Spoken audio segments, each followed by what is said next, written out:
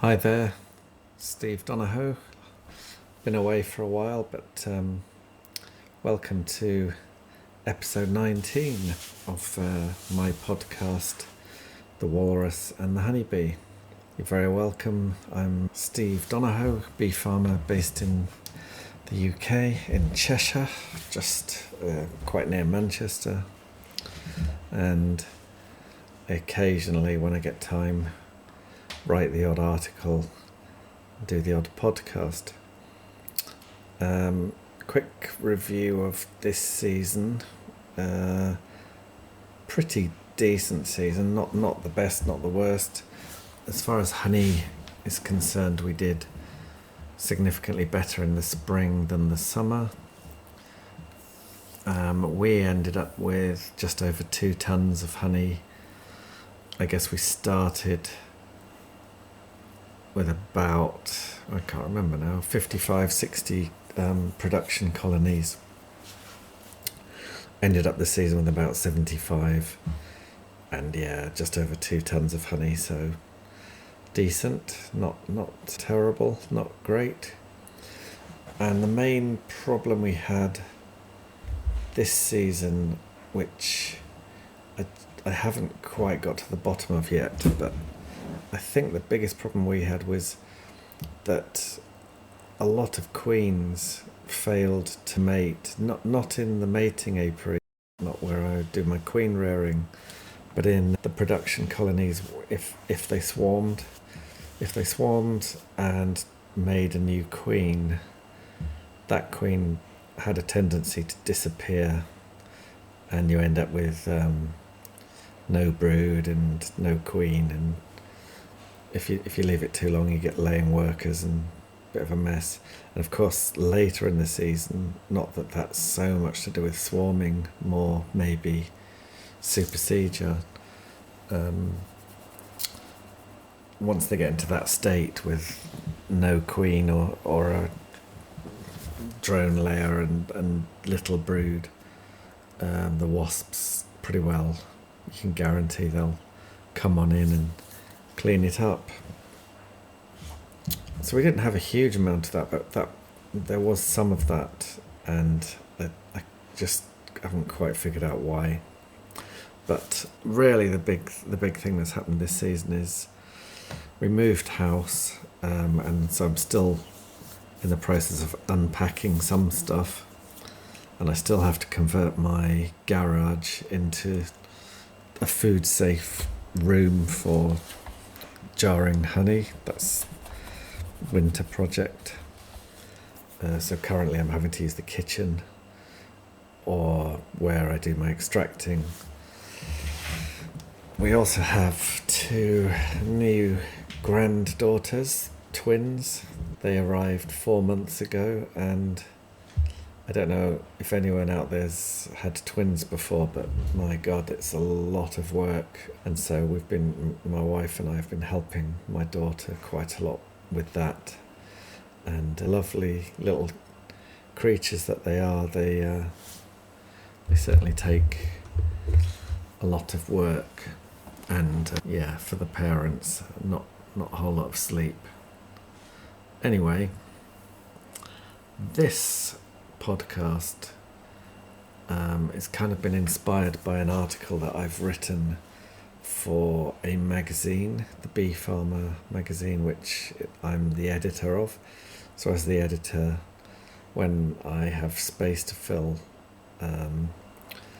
sometimes I just write an article, and this particular article was called Non-Treatment, a Sanity Check. And really it's all about this fad that's going on at the moment, and maybe it's more than a fad, maybe it's a movement, maybe it's a revolution, who knows, but it seems to be concentrated more in the amateur hobby beekeeper area, although I believe 1 or 2 bee farmers are working in this area too. But basically it's the idea that,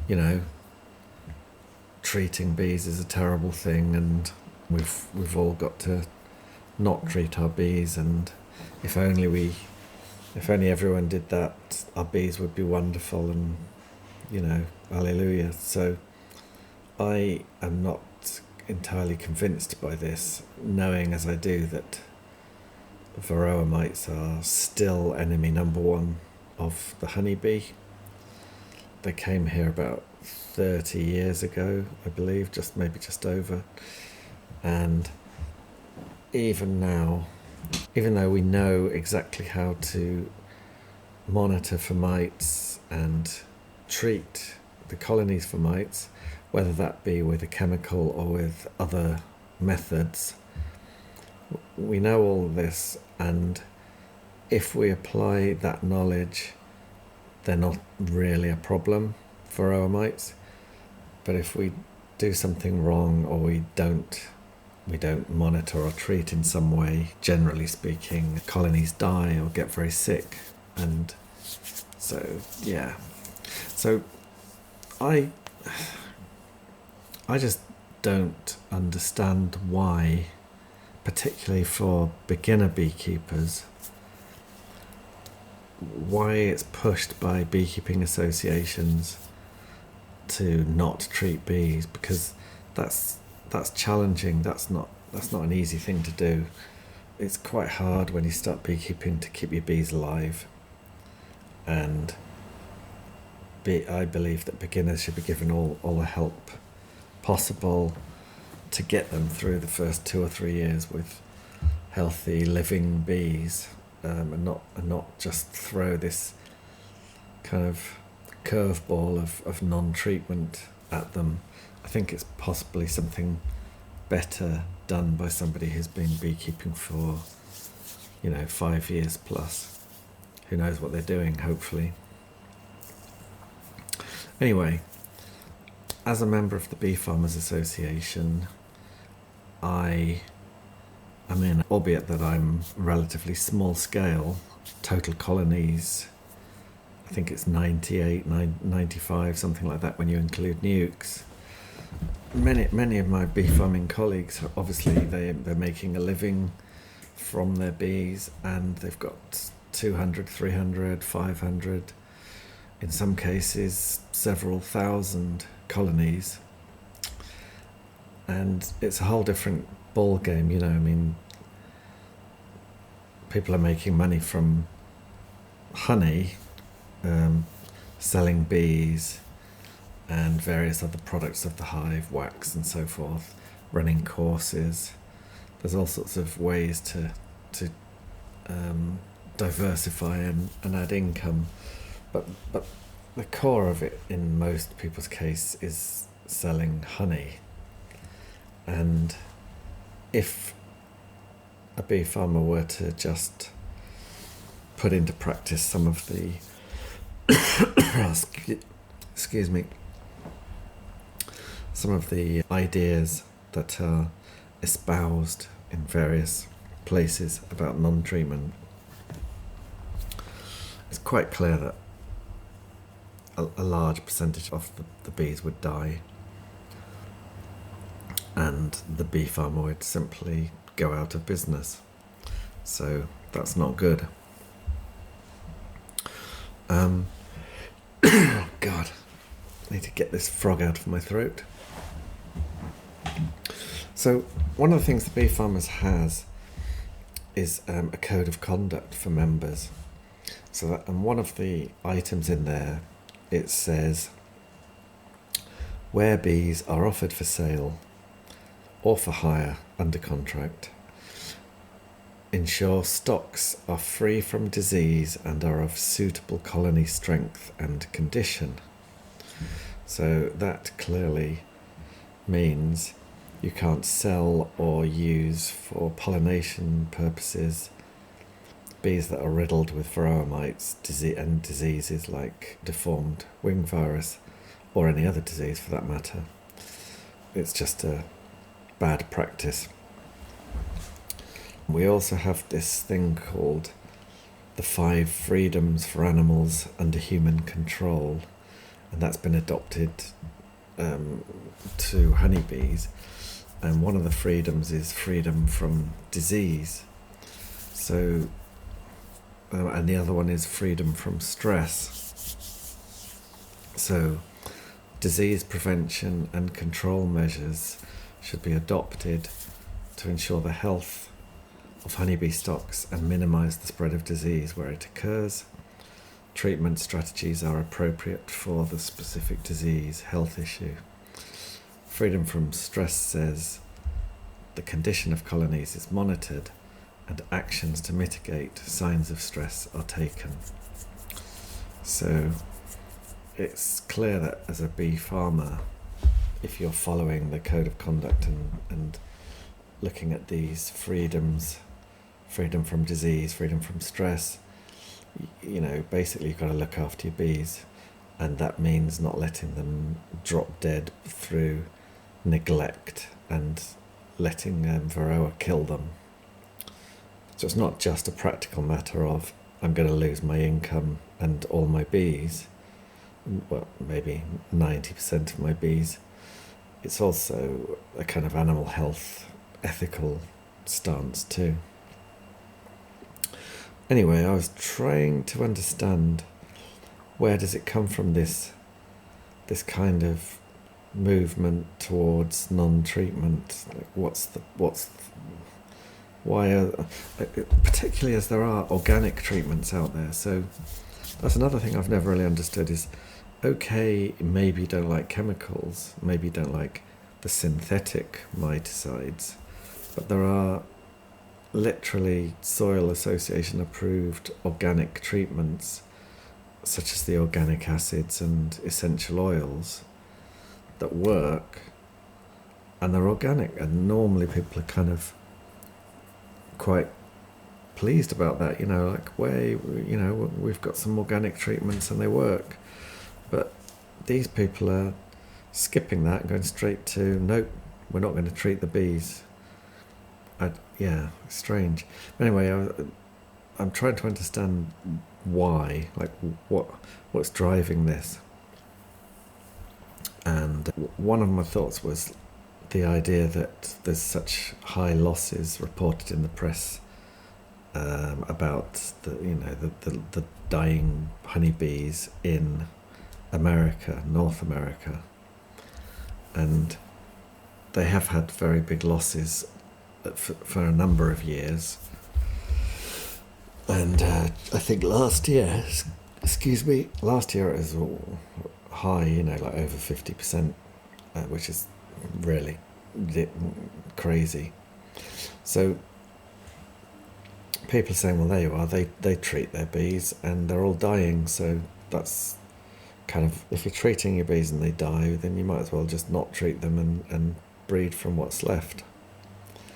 But that's not really the way I see it, because the evidence is that, well, scientists at the United States Department of Agriculture Research Service, they did a lot of sampling of bees and mites from dead colonies from the current losses, and they looked at them and they found in almost all cases that the mites had some kind of resistance to amitraz, which is the main varroicide that people tend to use, particularly, as I understand it, many of the American bee farmers have relied on that one for a number of years. So they're saying, these particular scientists, they did a press release in which one of their conclusions is the thing what killed them bees was resistance to amitraz, and so we've got to look at new treatment strategies. Now that may or may not be true, because that paper that they've submitted has not yet been peer reviewed. I don't believe the sample size was particularly big, and so who knows, maybe they jumped the gun a bit and there's not enough evidence for that. But resistance can happen if you overuse a simple chemical miticide like amitraz, and you don't follow the instructions properly. If you leave the strips in longer than 6 weeks, all that and that kind of thing. As you recycle beeswax, often people will send their beeswax to a company that will swap it for new foundation, and if you keep doing that, and you're just building up the levels of miticides in the wax if you keep using the synthetics. So yeah, that's not great. And of course, as I said, there are alternatives to the synthetics, and of course, I'm not saying that resistance to Varroa, honeybee resistance to Varroa, is anything other than good. Of course it's good. It's just that the way you achieve that resistance is important. Anyone who says that the road to resistant bees is easy, just simply not paying attention. If it was easy, I mean, people have been trying this for years and years and years. And by now, if it was a fairly straightforward, simple thing, it would be you just buy a queen and they're all resistant. Everyone would have resistant queens. They'd be all over the place. Not a problem. We don't treat our bees. We've all got resistant queens. Well, that's clearly not where we're at all. The thing, of course, is it's not good to just obsess about one particular trait, namely resistance to Varroa. If you go on a crazy crusade to breed just that one thing, just resistance to Varroa, there's a good chance you'll lose lots of other very valuable traits that are favourable to beekeepers and perhaps even favourable to bees. And you'll get, if you let certain bees die out, then you're going to be losing a lot of genetic diversity and traits from that.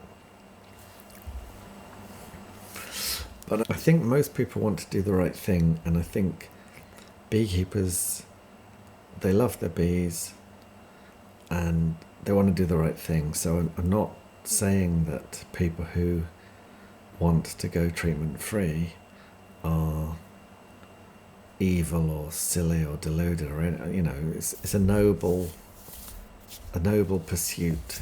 I just think that it's harder than people are being told, and it really is for a more experienced beekeeper, and they need to know exactly what they're doing. Take, for example, a beekeeper who has a pet dog. If that pet dog had ticks or worms, they would probably treat their pet without batting an eyelid. They would just do it, just like, here you are, have a pill, and you're cured of your parasites. And I don't really quite understand why you don't do that with your bees. You could let your pet be infested with parasites and let it die, and find a few pets that can survive, and then breed off them. But we don't do that, do we? We see our pets in trouble and we treat it. And I think it's harder to see when bees are in trouble, particularly for more inexperienced beekeepers. You just look at your bees and think, yeah, they're all right. You can't see the mites very well. But I know many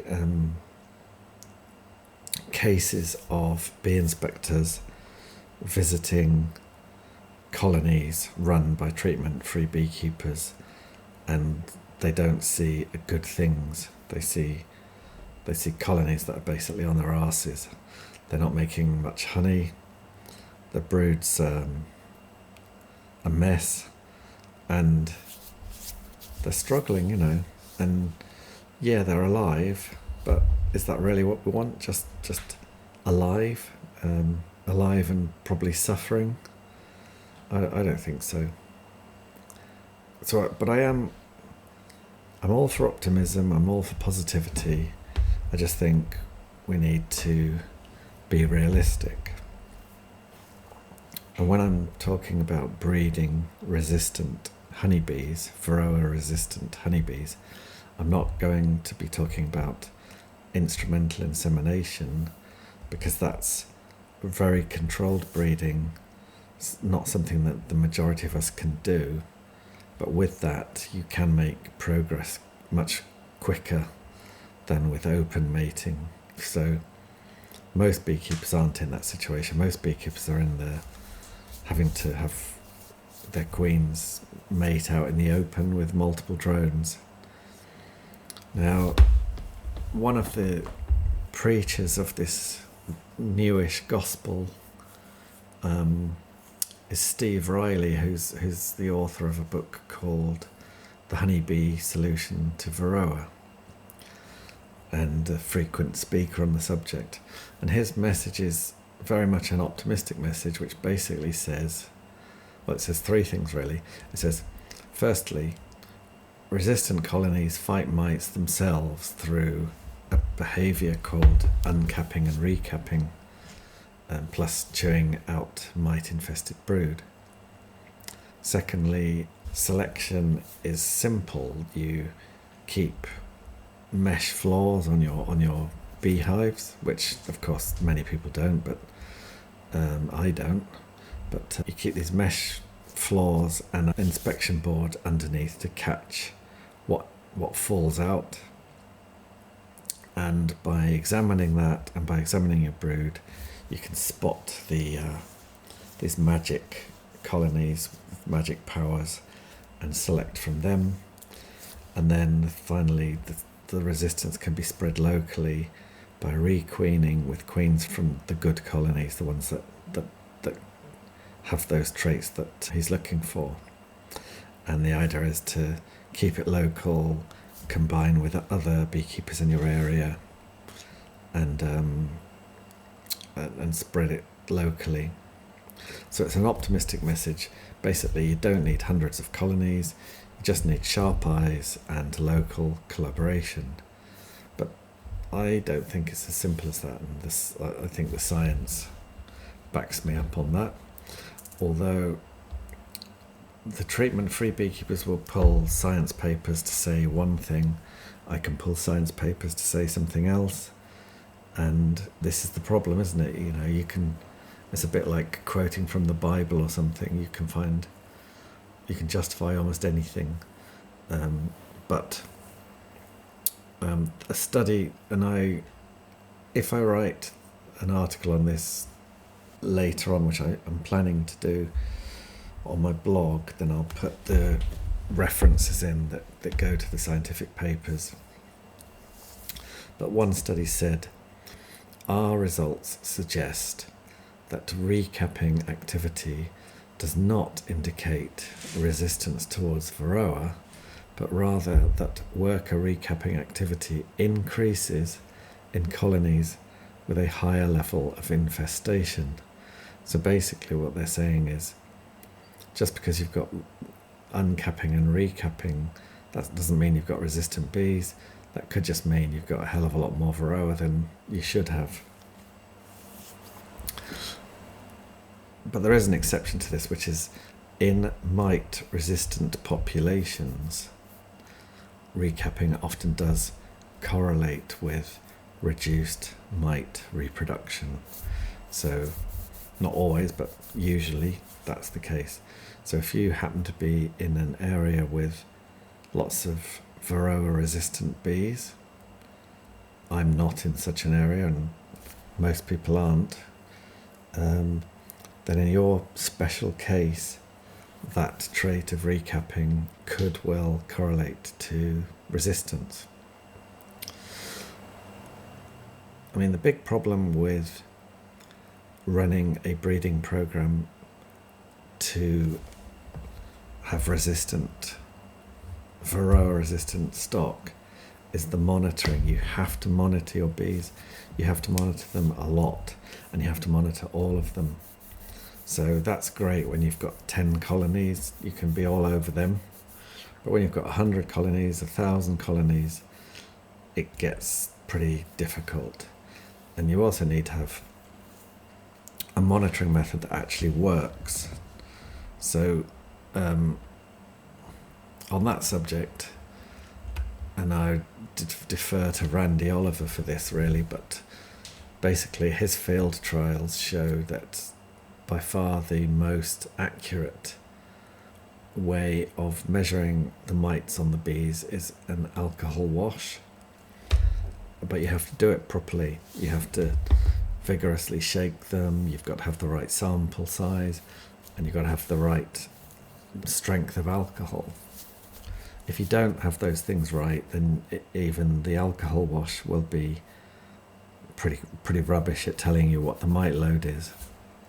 But his trials on the sticky board and the natural mite drop show that it's pretty poorly correlated to infestation in the colony. So straight away, if you're relying on natural mite drop, you're already using a method that's not very good, and that means that your whole breeding program is precariously built on sand. So you might as well use the most accurate method, which is the alcohol wash, and then if you've got 1,000 plus colonies, as they have at Golden West Bees in California, which is the company that Randy Oliver's two sons, Eric and Ian, run. They actually do that. They actually carry out monthly Varroa wash, alcohol washes on all of their colonies, 1,000 plus colonies. They have developed a little shaker tool and a system that works for them that makes it very quick. But nevertheless, it's a ridiculous amount of work.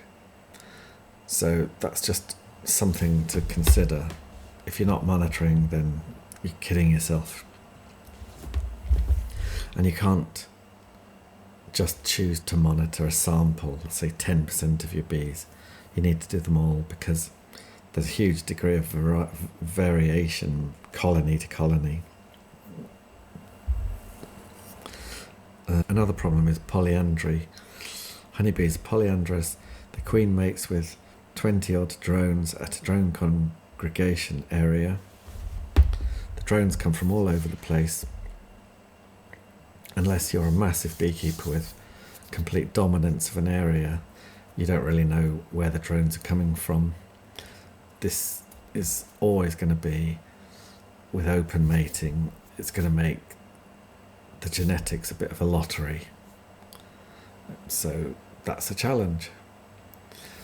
Another challenge is, even if you are monitoring religiously every month, every colony, particularly towards the end of summer and into autumn, there may be a collapsing colony nearby. Maybe not yours, maybe it's a neighbouring beekeeper that's absolutely full of mites, and those mites could easily spread to your colonies through robbing, drifting and the like. And so this is really terrible, because you could have you could have this great queen that's got highly resistant bees, and you'll see a massive spike in Varroa, and you'll think, oh dear, she's not such a great queen. She's lost whatever she had. It's not worked, and you won't breed from that queen. And the reason that she's showing that is because of this invasion of mites from a neighbouring colony, and that's a big challenge too. It's also something that colleagues of mine who take bees to borage, for example, this year, I know someone who took colonies to the borage. Other people who went there were treatment free. When he returned his bees back home, the mite count in his bees had gone through the roof. So the mites find ways of moving from a highly infested colony to all of the colonies in the area. And the genetics of resistance are complex. They're not like eye colour in humans. something like that, eye colour in humans, it's a simple on-off gene, one gene on one chromosome, and it's a simple thing. With the genetics of Varroa resistance, it's spread all over the genome, all different chromosomes. It's hard to form any real kind of like logical pattern as to what's going on. And yeah, so basically you can't just look at the genetics of a queen and know that she's resistant and why. So you have to go the other way, which is big numbers, big scale, lots of bees, lots of queens, high selection pressure, lots of monitoring, control of the drones if possible. So when people speak about non-treating their bees, you get some, what can I call it, rose-tinted spectacles. People sort of a little bit I don't know, it's a bit like the fisherman telling you how big the fish was that he caught. Slightly exaggerated, perhaps. So you get sayings like, oh, I don't monitor for Varroa nowadays because I know my bees are resistant, so what's the point? And then when their bees do die, of course it won't be because of Varroa. And you get people who say things like, well, I'm not really in it for the honey, which is fine for them, but for people who are literally producing honey for a living, that's sort of, it doesn't really apply, does it?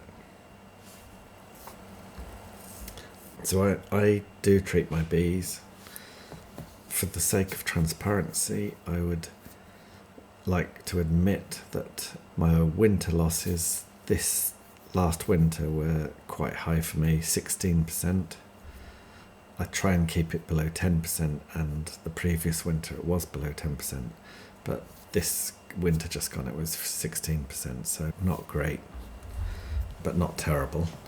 And I take nukes through the winter, so I can easily replace the losses, very, very quickly, so it doesn't set me back really. But anyway, that's just for transparency. I still lose bees, even though I treat. My treatment regime recently is Amitraz in early March and off by mid-April before the supers go on. Formic acid in August after the supers are off, and then oxalic acid in winter, normally early December. Nucleus colonies don't get formic, they get thymol because formic's a bit heavy duty for smaller colonies. We managed to keep our queen losses with formic low by we've got Langstroth boxes, not nationals, so slightly bigger than nationals, and we cover the pads, the Formic Pro pads, with the silver wrapper on one side. That just kind of like reduces the initial flash of acid and tends to not destroy queens. And the reason that I'm now doing 3 treatments a year instead of 2 is because I used to carefully monitor my colonies in the summer, and I found around about 10% of them had high mite loads, and these I worked out were the ones that probably had sealed brood at the time that I did the winter treatment, the oxalic. So, and this is the problem, if you've got 100 or more colonies and you decide, right, now's the time to do oxalic treatment, and you run around doing them all, even though you've timed it to such that the majority have no brood, which is what you need for oxalic. Some will have brood, it's just the way it is, and they don't all behave the same way. And so those ones that have got sealed brood, you won't be able to kill all the mites, and then they'll take off in the spring, and by the time you get to summer, your colony's beginning to suffer. So my logic was and is hit them with something in the spring just to mop up those that survived the oxalic acid treatment. And I use amitraz because it's easy and it doesn't stop the queen laying, and it works at low temperatures. So, it doesn't have to be amitraz. It could probably be something else, but it's working at the moment. So to kind of like tie all this up in a ribbon, I would say that for those that buy queens, and many bee farmers buy queens rather than make them because they're totally flat out running their businesses and dealing with bees and dealing with customers and all the rest of it, they're not able to produce queens. But also many amateurs also buy queens. I think that if there was such a thing as Varroa resistant queens, everyone would buy them. They'd be everywhere, and that would be great. But unfortunately, that's not the case. There are little tiny pockets of commercially available queens showing Varroa resistance, but most of those have been produced by controlled mating, and once that they get to you with your open mating, that the resistance will be lost pretty quickly. As for producing your own queens, based on the science that I've seen and the experience of Randy Oliver, who's very rigorously carried out breeding, and his breeding program has been going for 7 years, I think, and after all that time of really heavy selection pressure on selecting only the queens that had colonies that didn't need treatment for the whole year, breeding from them, controlling the drones, all the rest of it, monitoring all the time. Even now, it's a coin flip whether one of his queens will have the trait. So it's a 50-50, which is pretty impressive because 50-50 is a hell of a lot better than what most people will have. But it's still not 100%, it's still not 90 or 80%. And he's been really at it for 7 years with large scale breeding program. So that's just, I think it's a challenge for most people to conduct that kind of scale and that kind of rigor. It's great for research, but it's hard work. But, as I said before, I still think that I still think that it's good for everyone to make their own queens, partly because it's great fun, but also you can make just as good queens as you can buy generally, as long as you know what you're doing. And if you are making your own queens, why not monitor for Varroa, and when you find a queen that's heading a colony that keeps the mites down, to a reasonable level or a low level, why not use that as a selection criteria in addition to the other things like low swarming and high honey production and low defensiveness? There's no harm in it. If we do that, maybe one day the needle will gradually turn in favour of resistance, but I don't think it's going to happen overnight. And I actually have a breeder queen, an inseminated breeder queen for next year, that's from a breeding program that's where resistance is apparently there. So even I, a skeptic, I'm prepared to try these things, but I'm not optimistic, and I've sort of hopefully not got rose-tinted spectacles. I think I'll probably be treating for a few years more. But if I can, even I'm prepared to give it a go. No harm in it. Okay, so I don't know if that came across as a bit of a rant. It's not. I think overall I just feel a bit sorry for the beginner beekeepers who get taken under the wing of a non-treatment beekeeper or a beekeeping association that strongly pushes this non-treatment idea. And I think, boy, you've got a hard few years ahead of you, because when you start beekeeping, there's a lot of things you have to learn. It takes a while to learn how to keep your bees alive, and that's even if you are treating. So there you go. Right, that's me. I hope that was interesting to somebody, and have a great week.